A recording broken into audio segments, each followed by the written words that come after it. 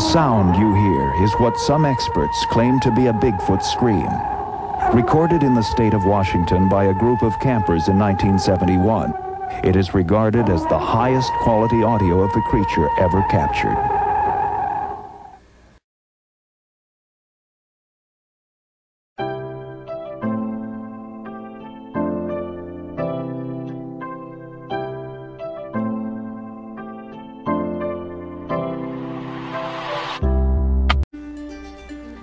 Hello! Welcome to Bigfoot Real Encounters. We're glad to have you stop by. We'd also like to take this time to invite you to share your encounter. You can send your stories to the email bfrealencounters@mail.com, where we will feature your story with all of the respect that it deserves. So send your stories in, bfrealencounters@mail.com. We look forward to hearing from you and your great stories soon.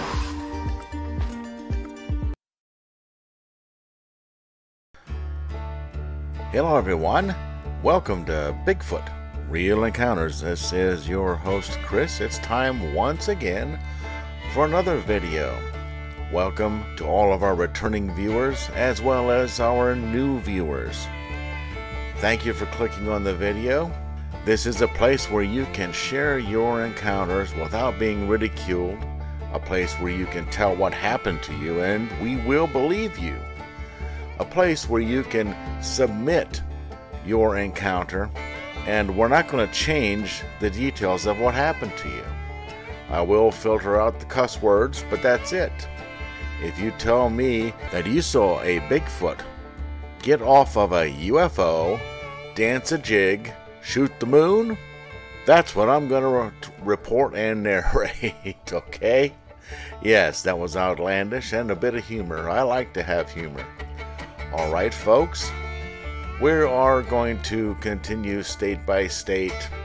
We're going to go to South Dakota, and yes, we're getting into things a lot quicker this time. I hope that makes some of the less happy people a little more happy.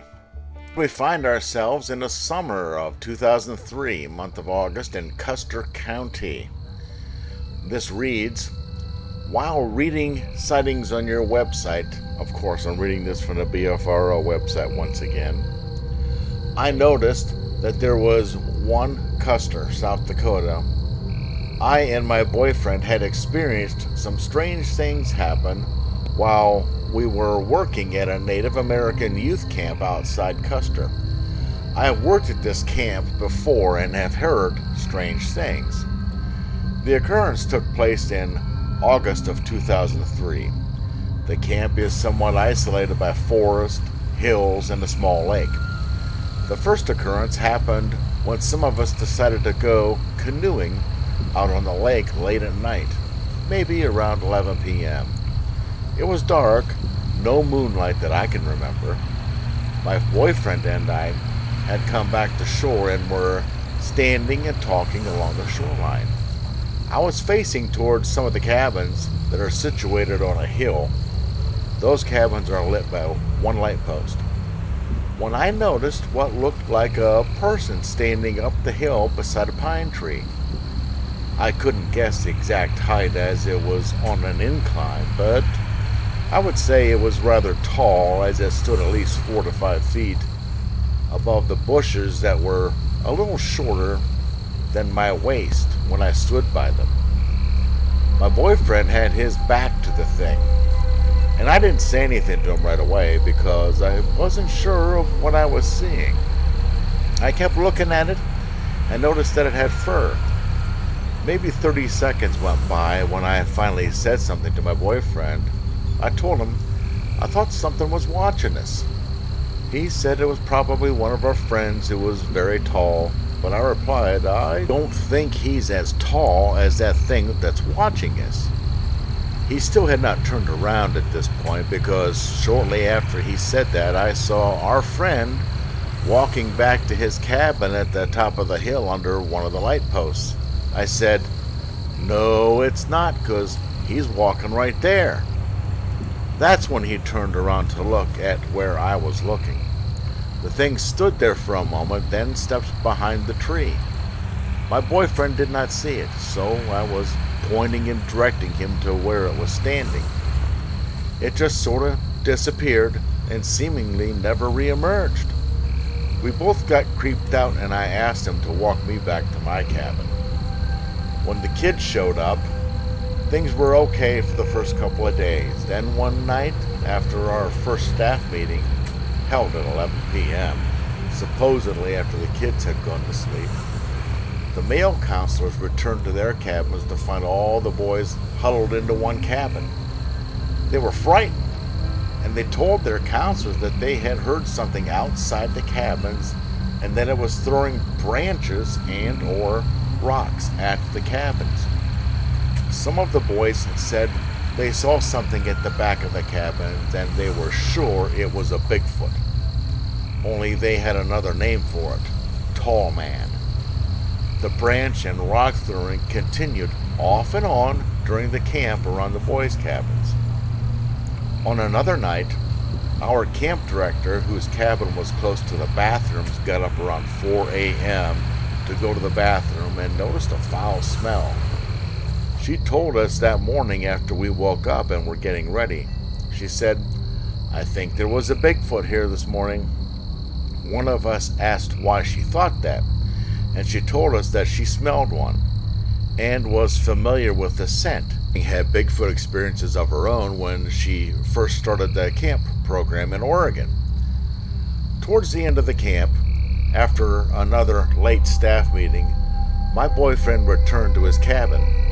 He went to open the door, but it was locked. He knocked on the door and was looking through the window of the door and noticed movement across the cabin through another window that was opposite to the door. He said he saw something huge move in front of that window and then realized that something was staring back at him through the same window. Before he could make out what it was, it stood up and moved away from the window. He kept knocking on the door and one of the boys opened the door.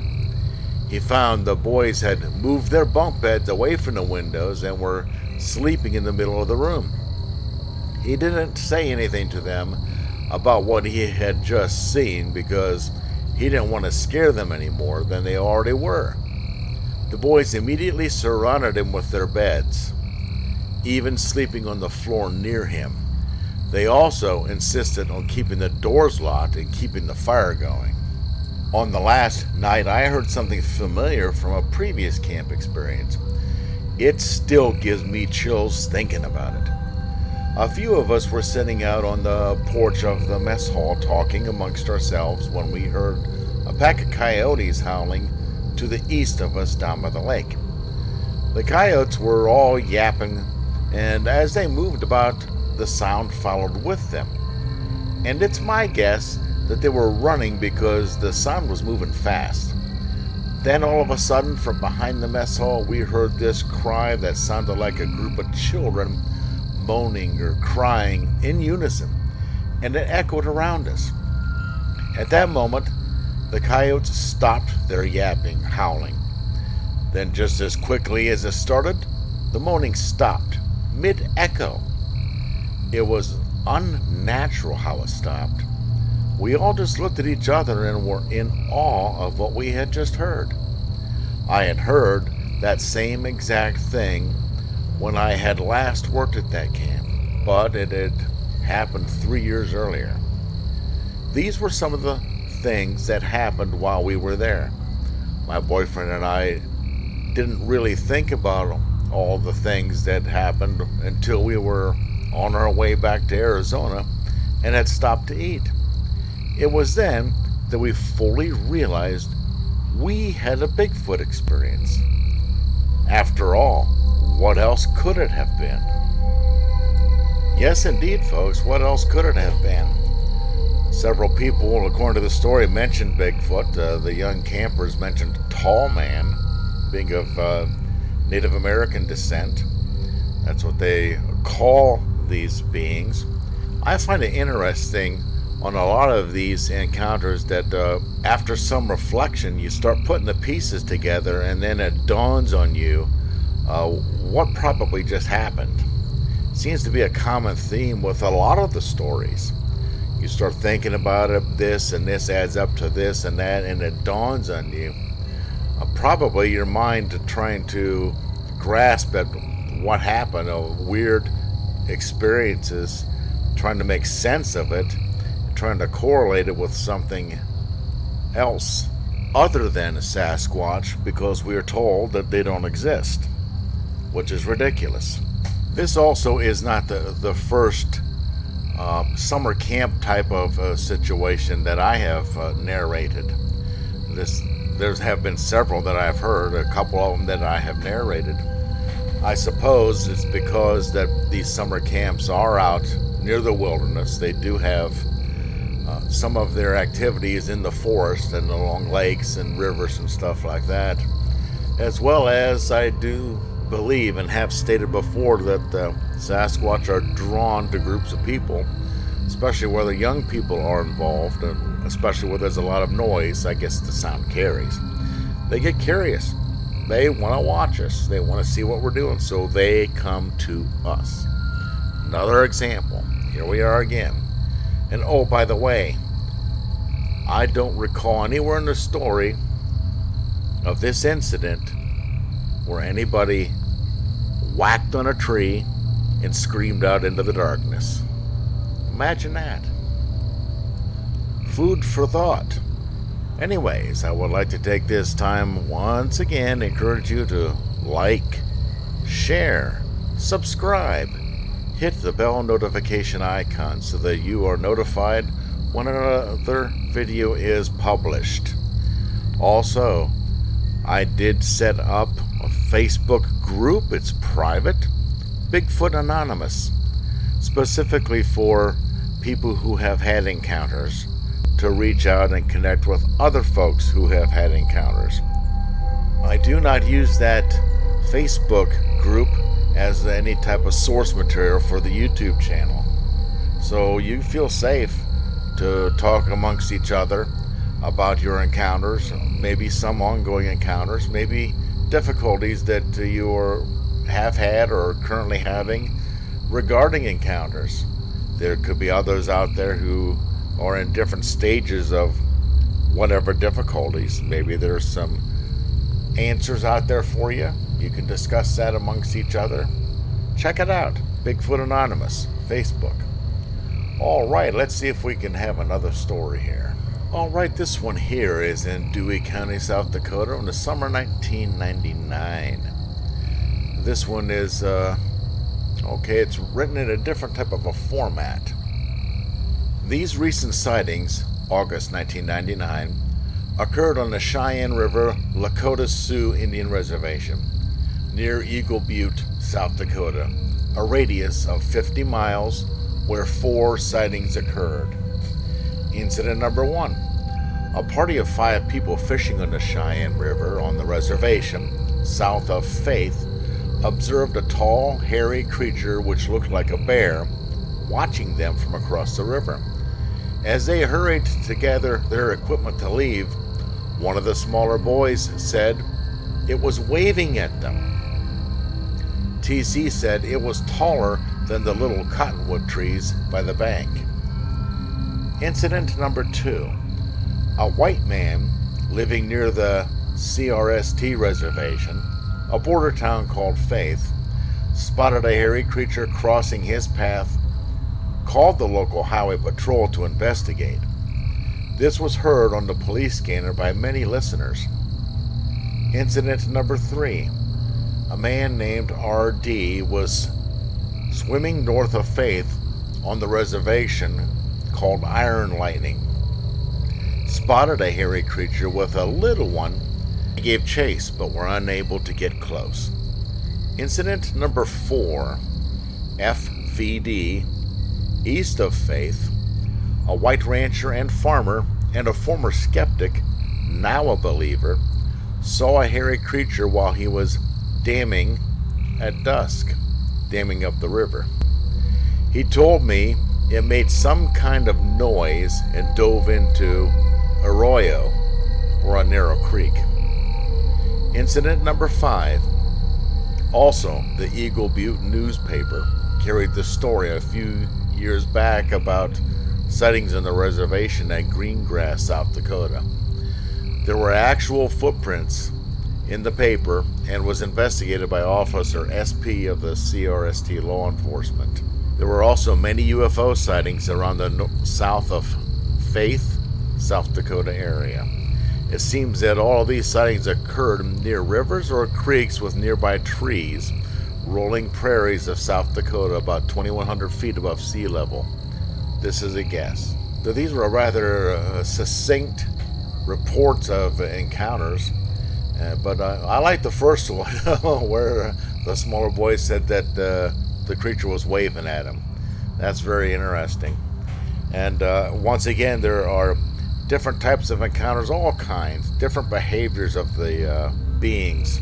And if a little boy said that the thing was waving at him, I'm going to believe him, you know, because too many times children have been called liars and have been set aside saying, get out of here, it's your imagination, go play, when they were describing something that actually happened and then something bad happened to them. I choose to take what the children say seriously because they're coming to an adult and they're telling them something that happened to them or something that they saw that they felt was important or felt there was something that scared them, and we need to pay attention to our children.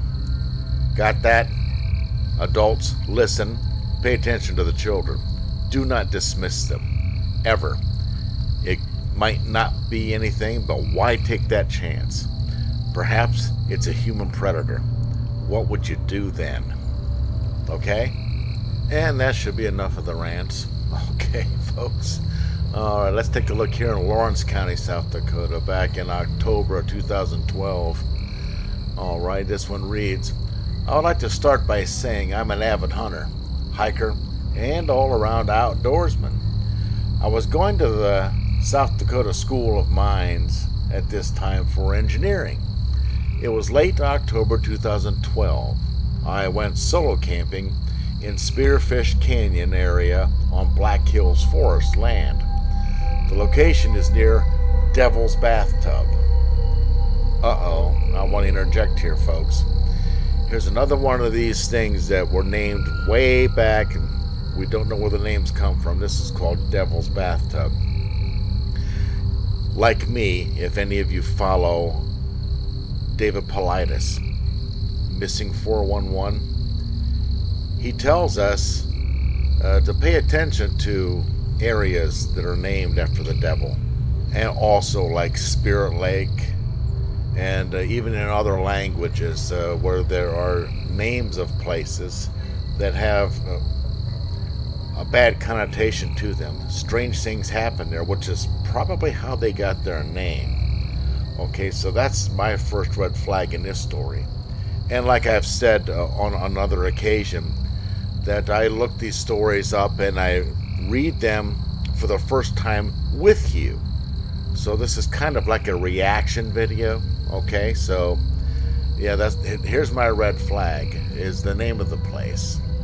Especially after listening to some of the incidences with David Paulides and his warnings about names of places and his research. Okay, I'll continue reading. I was going up an unused logging trail when I noticed the sun was getting low, so I knew I had to find a place to rest or I'd end up setting up camp in the dark. I quickly found an overgrown logging trail that veered off to my right. The foliage consisted of either aspen or a birch thicket, butting up to the edge of the trail with very little room to walk on the gravel trail. This continued for 20 yards, at which point I came out into a fork in the trail. The fork had a patch of grass just big enough in it for me to set up my tent, as the surrounding area was strung with rock, uneven ground, and thick overgrown trees. I watched as the sun set and laid in my tent for what felt like an eternity as the sun was setting by 7-ish at this time of the year, and I, of course, forgot my book back into my vehicle. I startled from my relaxed state, for all of a sudden I received a call. This was unusual because cell service drops when you get into the canyon, but I was high enough up to get a few bars. The call was from an officer working for the Spearfish Sheriff's Department. He had seen my car at the trailhead. Usually only people go on day hikes in this area, as the terrain is too aggressive for any camping, and it's very popular for inexperienced hikers to get hurt on. The sheriff thought the worst and was able to look me up on Facebook and found my phone number, thus explaining the call. We chatted for a short while, and once he figured out I was well equipped and knew what I was doing, it put him at ease and called off a supposed search party. Apparently, the party hadn't left Spearfish yet, but still. The sheriff told me to give him a call once I made it back to my vehicle the next day. Real down-to-earth guy he was. I then called my parents, who had been informed I was lost, to put them at ease. I finally attempted to go to bed. Of course, sleep would elude me this night. I'd been laying in my tent for a couple hours, not able to sleep. It was 11 p.m. when it all started. First I heard what sounded like a bird whistling, a short tune, a couple of feet to the east of me. But it sounded more like a person. A second after that, what sounded like a tree trunk hitting another tree trunk came not too far away from my tent to the south, and 15 seconds after that, something on 2 feet started walking towards my tent. The steps were slow, long, and heavy. All I could hear were the steps, and then came the skunky, trashy smell that almost burns the nostrils. I sat up in my tent. Rainfly wouldn't allow me to see outside of it. Drew my hunting knife, and I screamed at the top of my lungs all the profanity I could muster at whatever had approached my tent. The scariest part was, it stopped for a second and continued with its long, slow, heavy stride beside my tent and headed in the direction of the tree noise heard earlier. It made no other noises, but the smell lingered for a good 15 minutes as I laid in my tent quivering. I called the sheriff about a half hour after this and described the whole account. We talked about every detail I could think of and walked through every animal it could have been in the hills. Nothing matched up. He told me he was an avid hunter of the area, and it sounded like nothing he's ever encountered. He then asked me if I was planning on coming back down that night. I made the decision to stick it out, since I didn't want to be stumbling around in the darkness with whatever was out there, probably not too far away. I passed out from all the adrenaline. This was not the end of my experience. I awoke around 2 a.m. and started hearing more tree knocks in the same general area of the last time, and then the whooping noise started. First came a whoop near the tree knock area, and then whoops were a few seconds apart, maybe a mile away, and more whooping noises and tree knocks were heard even farther away, possibly across the canyon. I laid there in the thick of it. Not ever experienced anything like this, shaking in my sleeping bag with my sorry excuse for a hunting knife. I can truly say I've never been that scared in my life. I felt like the noises were coming from all over the forest. At this point, I accepted my fate and was comfortable with the thought of death, as I didn't know the intentions of these creatures. I look back and laugh at the thoughts I had. These literal whoops continued for about 15 minutes, and I didn't once think of recording it due to my paralyzing fear. Each whoop sounded different depending on the area it was coming from, and would differ in length and strength. As soon as the hint of light crept over the trees, I slowly unzipped my tent to find not a single sign of whatever had been there the previous night. Of course, I didn't know what to look for at the time. I quickly packed everything up and hiked out the same way I came. Before I left that offshoot trail, I turned around and said thank you and bowed in case something or someone was listening. I wanted to let them know I was grateful, even though it wouldn't understand. I called the sheriff as soon as I charged my phone in my vehicle, let him know all he had missed. Once again, he was dumbfounded. I never was big into Bigfoot before this, but ever since then, I go into the woods with a different level of respect. Wow, dude. What a story. That's actually quite scary. Quite an experience. And I'm glad that you put all the detail in there.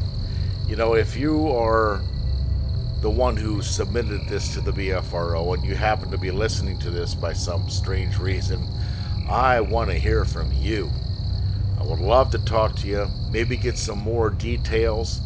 Maybe you've had some additional ones. This was simply fascinating. One of the better stories that I've had the privilege to narrate. It was just really well written. You can reach me at bfrealencounters@mail.com. Remember, folks, when you're out there for the rest of the summer, which is like in, week and a half, and fall, we've got some good weather left, I'm sure.